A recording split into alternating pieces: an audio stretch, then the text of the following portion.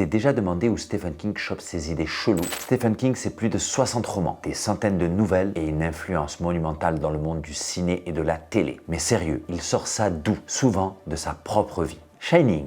L'idée lui est venue dans un hôtel presque vide, le Stanley Hotel au Colorado. Une nuit, il rêve que son fils court dans les couloirs, poursuivi par un tuyau de pompiers. Il se réveille et bam, un roman culte. Misery, inspiré de sa peur des fans trop obsessionnels, mais aussi clairement de ses propres addictions. Annie Wilkes et la dépendance qui le séquestre. Ça, Stephen King s'appuie sur la peur universelle des gosses. Mais il y a aussi un fait divers glauque dans le Maine qui s'est produit. Un clown un peu louche s'approchait des petits-enfants. Et Pennywise devient le monstre ultime, l'incarnation de nos peurs les plus profondes. Cimetière, né d'un drame évité de justesse, son fils qui faillit se faire écraser par une voiture. Et King s'est posé la question, et si la mort n'était pas la fin? Et si on pouvait ramener quelqu'un, mais à quel prix? En vrai, King puise partout, dans les petites villes paumées, les voisins chelous. Son horreur marche parce qu'elle est proche de nous. Pas besoin de château gothique, juste un chien enragé, une bagnole possédée, ou un écrivain coincé avec une fan barrée. Et puis il y a son passé, enfance compliquée, pauvreté, père absent. Tout ça a nourri son style, toujours partir des failles humaines en amenant du surnaturel. Stephen King met simplement en avant les peurs qu'on a déjà enfouies en fond de nous. Et pour toi, le plus effrayant chez Stephen King, c'est ses clowns, ses fantômes ou le fait qu'il parle surtout de nous?